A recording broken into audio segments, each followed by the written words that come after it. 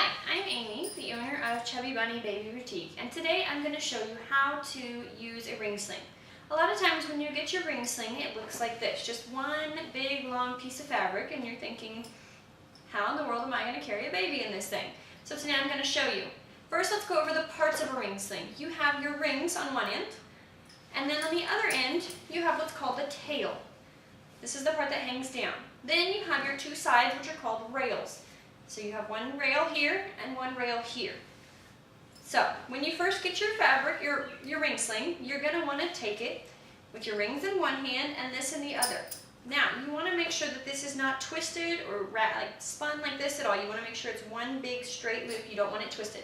And you're going to take this end right here, your tail, and you're going to either fan fold it or you're going to just gather it. And I tend to just gather, just make sure you gather it in order, don't want it twisted at all. This is important later on for being able to tighten it and for it to be able to be used correctly. Once you have it gathered or fan folded, you're going to take this end, again making sure you're not twisted at all in the middle, and you're going to take it through both rings.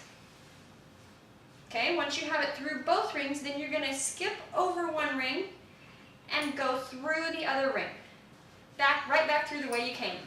Just like the belts we had in the 80s, or that my kids still have actually, but little clips you have on the side of your shirt, that's the same thing. So once you have it through, you should have it something like this. So it's going to be skipping one ring and going back over the other ring. Now, again, make sure it's not twisted at all. You want to make sure that you can see your rails, your edges on both sides. So I usually just go through and kind of make sure it's not bunched at all, make sure it's gathered evenly. And again, this will help making tightening it a lot easier. So once you have that done, I leave about this much room. You're going to want to make enough room that you can put it on, but have enough room to put the baby in. So you don't want it too loose that it falls off and you can't get the baby in easily, but you don't want it too tight. And a lot of this will come with practice, figuring out how loose you do it.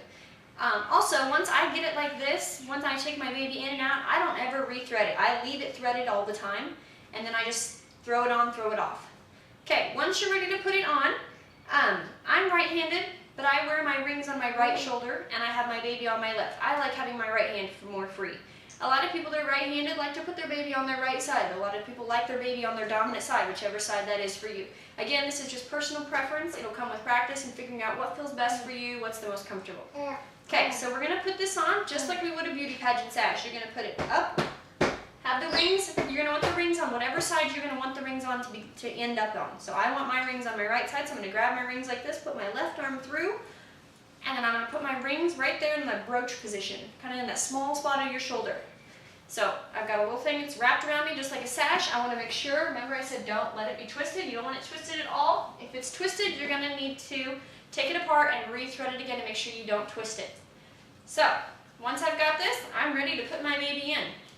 And I will be explaining the different holds in the upcoming videos we've got coming. But this is how you put a ring sling on.